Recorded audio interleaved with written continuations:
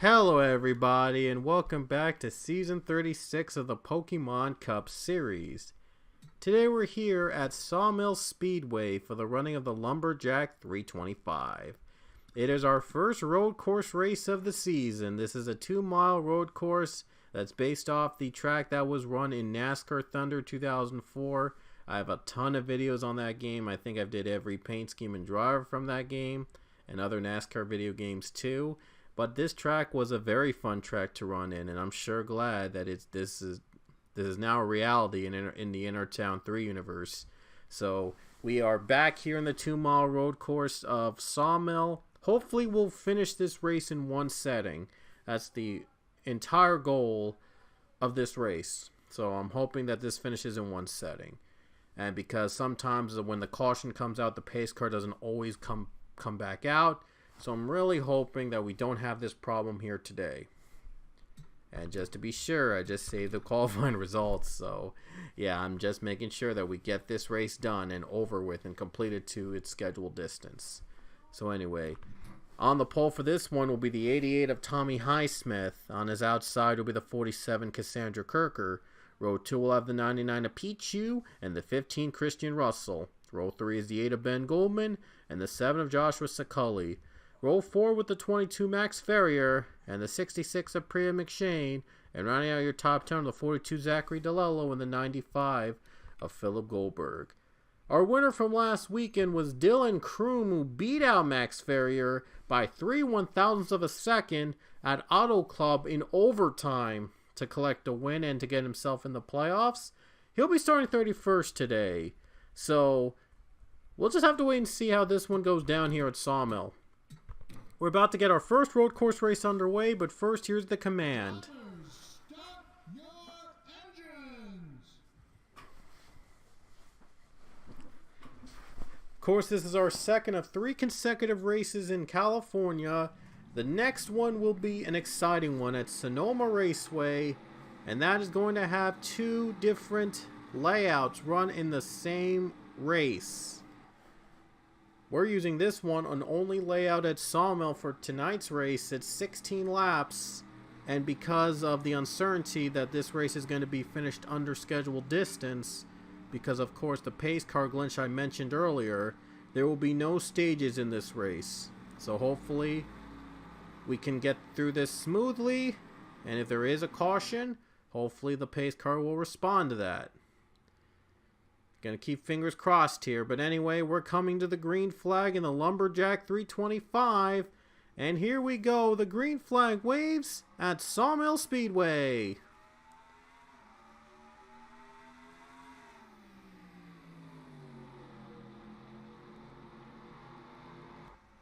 looks like Kirker got the better jump than Highsmith. And she's away. The Kirker got the better jump. How about that? On the high line? Wow. Let's see if Highsmith can respond. Pichu into 3rd place now. It's all about finding the right lane to run in. It's all about finding that lane to get the pass. Because there's a lot of elevation changes in this racetrack and 2 miles long. There's contact. Carter Friesen just made contact. More drivers in the wall. The 4 car just spun. 41 just spun too. There's a lot, and the pace car does come out for the yellow. A lot of beating and banging to start this race. We could be in for a long night. Yeah, we're not even going to show you a replay of that. We're in for a long night. Oh, wow. 13 just wrecked after the caution. Wow. They couldn't even wait until after. Yeah, they couldn't even wait to wreck each other out. My gosh. So much wrecks that we're not even going to show you a replay of them. We're just going to go right on to it and hope for the best. Sure glad the pace car came out of pit road in time, but I'm sure there's going to be a lot more to happen here. Oh boy, we're in for a good and long race. So Cassandra Kirker will lead us back to the green flag next time by. I see 1 car coming down pit road, but with some major damage. Every car is back in it. So here we go. We're about to get back to the green flag at Sawmill. And hopefully it will run smoothly. The 8 car is going to pit road. No surprise there because he had major damage from that wreck. We're going back to green. Look at this. 3 wide to go for the second spot. Tommy Highsmith gets held up. And Philip Goldberg takes the middle line. Who has the advantage here going in the corner? Look at Highsmith trying to recover quickly. With the elevation changes, trying to use them to his advantage. Highsmith survives. He's still running in second place. Still 3 wide back here. A lot of elevation changes up and down the hills. Is Maxwell trying to hang on? This is where they made contact earlier. Tight corner. Trying to be very, very careful. Cassandra Kirk are able to cleanly take the lead and hang on to it on lap 5. Trying to have the luck of the JTG car right beside her. Hawkins up high. 3 wide battle right in the middle. P2 Trail's still trying to make it work. Look who took 4th place. Zachary DeLello. Ben Goldman came off pit road. I wonder if he's going to be a factor in this race later on. But Highsmith, though, still running second in this race, despite a scare earlier that nearly had him 3 wide battling for second. There you see the track layout, and you can see the twists and turns this track has, up and down hills, and left and right. A very difficult track to master. I mean, yeah, this is a really big start for these guys. This is the first road course they've run in this season. It's always a fun one too, so they better hang on real tight. Sawmill's always a fun and thrilling racetrack to run in, and Goldman just came off pit road again, so he's had some trouble on this race. He has struggled to stay at top speed. Must have been one involved in that first wreck, and things haven't been the same since. And look at Priya McShane trying to hold off O'Neal Balvin. That 66 been trying to hold off the 34. 34's been trying to find a run. A lot of slip-ups can happen in this exact corner if you're not careful, because it's up and down all around. Looks like Balvin's going to try to take 5th away from McShane. Last time they went up high, it didn't work. Well, now he's got a disadvantage on that line there. But let's see if the 34 can still make that pass work. Not quite there yet, but he might try to get him in this corner. Trying to bump and run here. Still trying to hang on. Trying to make that move work. Just right behind that 66. Needs to find a way to make it work. And had to brake a little bit. Had to break off a bit because he didn't want to hit him.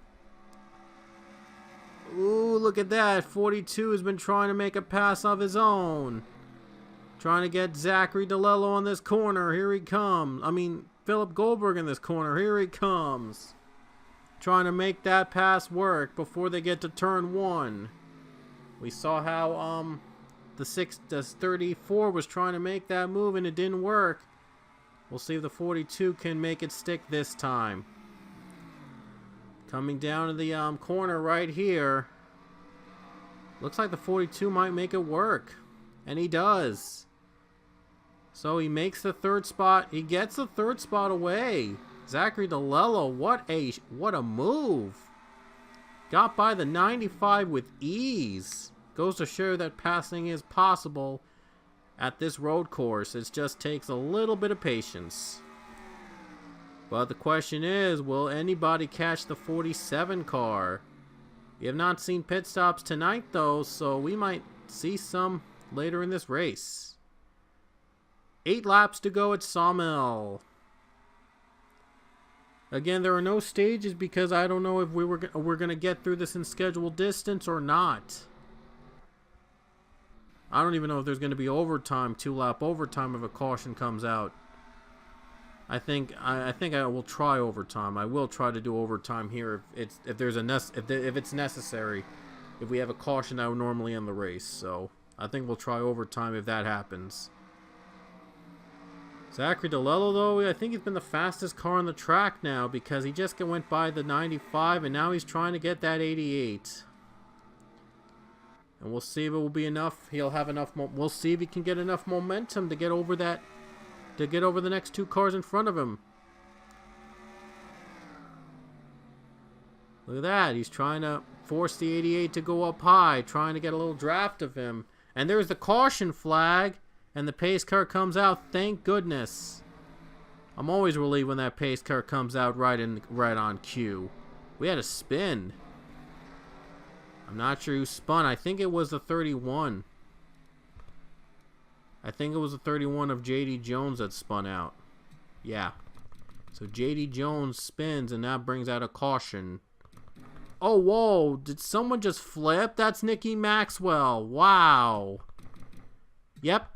She flipped, made contact with Dylan Kroom, who we mentioned won last weekend at Auto Club, but Nikki Maxwell flips out and makes contact with J.D. Jones and goes flying, goes flipping and spinning like a top.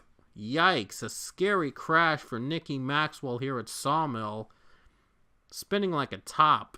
Yikes.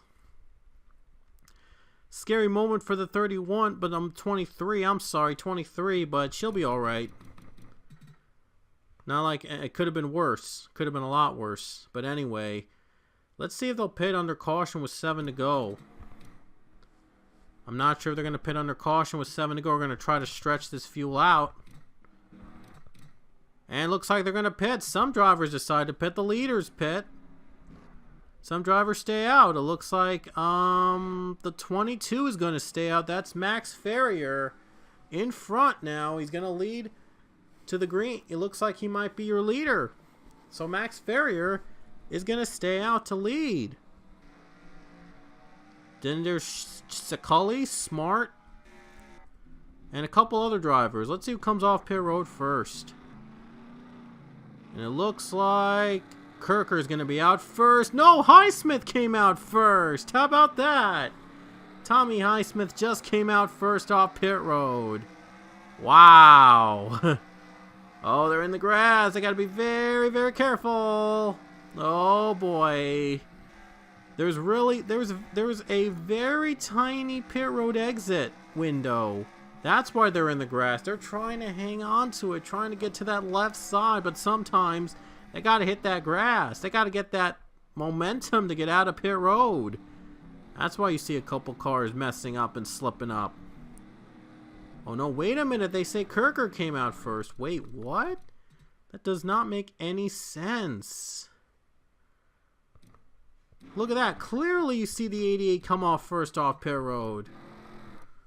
Yeah, right there. Highsmith came off first off pit road. I could have sworn that he should have been the leader.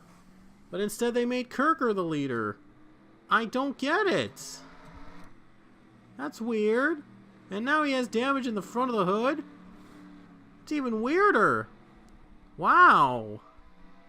I kind of don't understand the logic, but there's nothing really I could do about it. Because I'm not an expert at this at all, so the new leader is going to be Max Ferrier.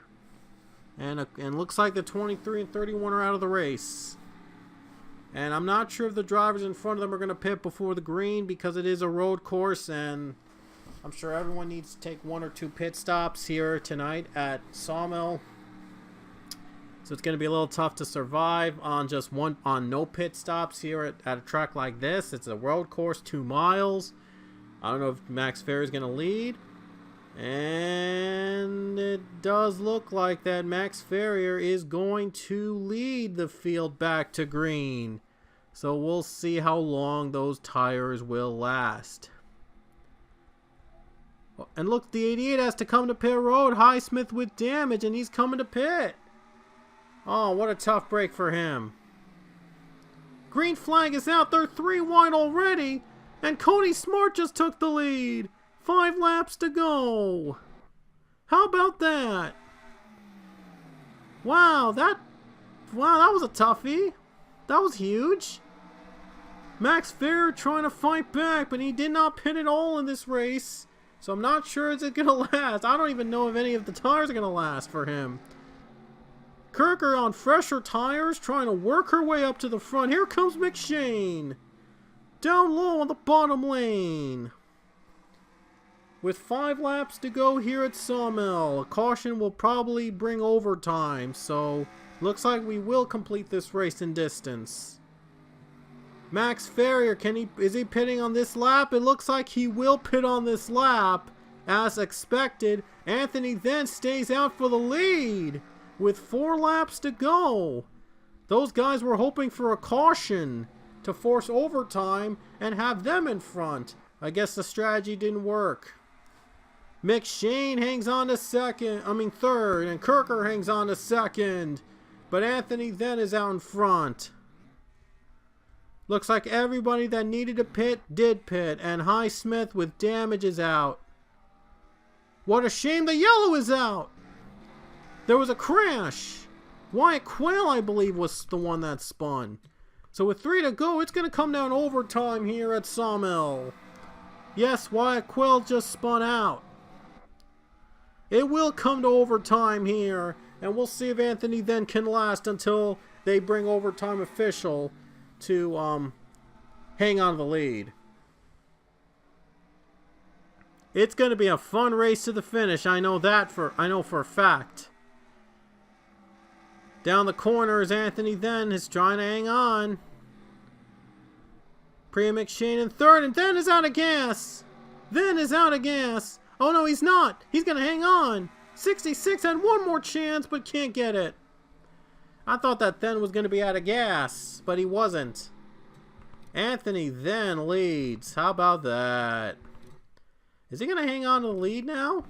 That's the question. No, he's not. He didn't make it. He just didn't make it to take the green. What a shame.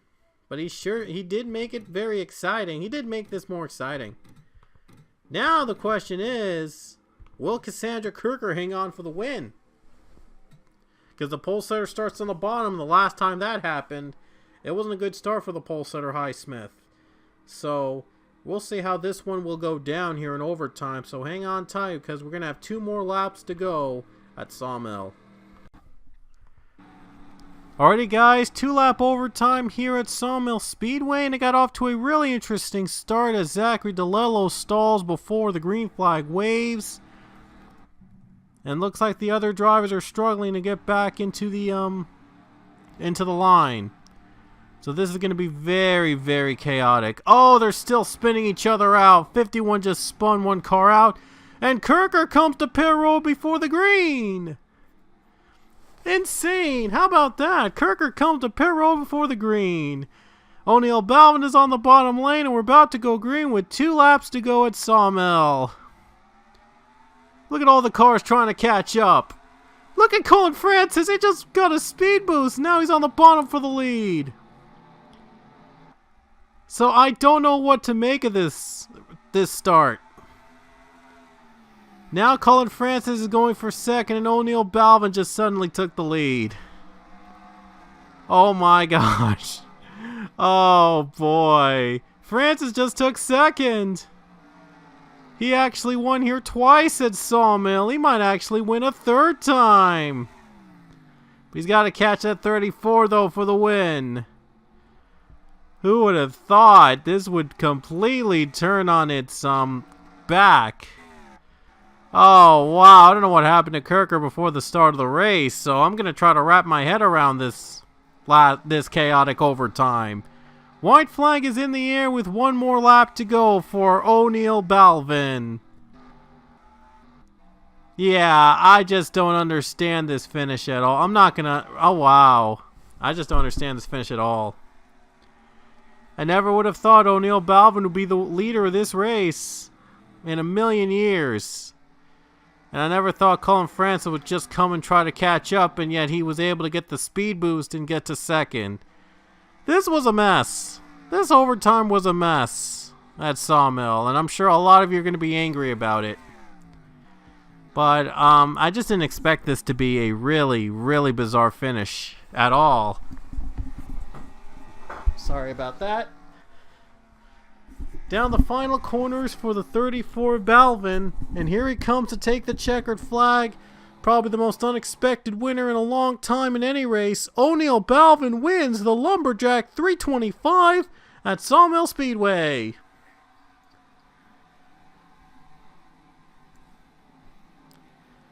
Oh boy, what a chaotic finish.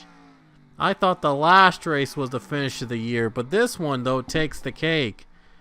This is now the finish of the season. I thought that Auto Club was the finish of the season, but now this one takes the cake because we needed overtime. Well, because this was even more chaotic somehow than Auto Club. Let's go back to before the when the car started to roll off the track. Let's try to see what happened exactly. Yeah, it can only go. This is the farthest it could go in terms of the cars rolling off the track. It started with Zachary DeLello stalling on the track when the cars were about to roll out, and these cars were on their side. They couldn't do anything about it. They just had to wait until the 42 went back into his pit stall. And then there was confusion somewhat between the AI cars. They're all going in a pack right here trying to catch up. And then the 51 made contact. Lopez was hit by Matthew Amdev on the restart. Was trying to catch up to everybody. And look at Colin Francis was starting in the back. Look at how fast he was going. Look at the speed boost he got at the start. Right here when the cars were trying to warm up. That kind of was not fair. I mean, I don't know what was going on there. They just were trying to catch up to the pack and trying to make this a restart, but wow. That is just insane. I just didn't even expect that to happen. I never expected something like that would happen. And let's go to the start of the There's Cassandra Kirker, and she was supposed to start the overtime as the leader, but then something just went wrong in her car, and she had to come to pit road before the green flag dropped. Right here, she had to come to pit road before the green flag dropped. Wow, that is just unexpected. This was probably the most unexpected finish I've ever done in the Cup Series of all races. I never, ever would have thought this overtime would be chaotic at Sawmill. I never thought that it would go down to chaos like this. Wow. And how did O'Neal Balvin keep the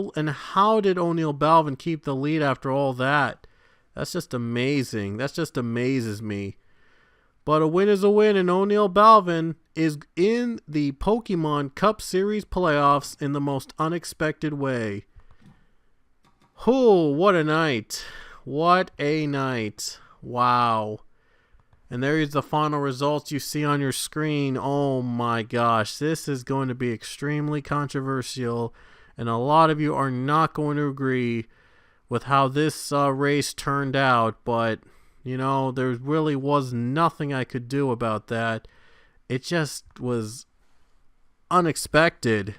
We did get the race finished. In fact, we finished 2 laps more than the planned distance, but I'm stunned. I never expected such a chaotic finish like this to happen in a race like Sawmill. I have no clue what to make of it, but I'm going to count it, and I know a lot of you are going to not agree with me, but yeah, I'm not going to redo it. I'm not going to redo overtime. We're going to keep the results as is. Yeah, because I don't want to take a win out of anybody. It just happened, so I guess we're going to have to go with it. But anyway, O'Neal Balvin scores his 16th career Cup Series win. His last win came in season 32 at Texas. And now he's tied with Ryan Acosta, Anthony Lopez, and Dylan Young in that mark. And one more win would tie him with DJ Curtis and James Richardson. So he's among the winningest drivers in the Cup Series, and among the active Cup Series drivers. How about that? So O'Neal Balvin, he's an elite company with his 16th career win in the Cup Series. And more importantly, he's back in the playoffs, whether you like it or not, on a chaotic finish here at Sawmill Speedway. Oh boy, what a night. I thought that Auto Club had the finish of the season. This one takes the cake by a mile. Wow. Sawmill, the most controversial but yet the most notable finish of all the races we've had so far this season. I don't know if any other race is going to be able to top it. I have no idea, but we'll have to continue on with the season and see what happens. Anyway, we hope you enjoyed our race, whether you like the finish or not, but we will see you guys next time at Sonoma Raceway, and it's going to be a completely different Sonoma race. And as you saw from last season, we ran in 2 different layouts in the same weekend. We're going to do that again this season. So first stage is going to be with the carousel, and the second stage is going to be with the chute. You do not want to miss an eventful weekend at Sonoma Raceway, our second straight road course race of the season.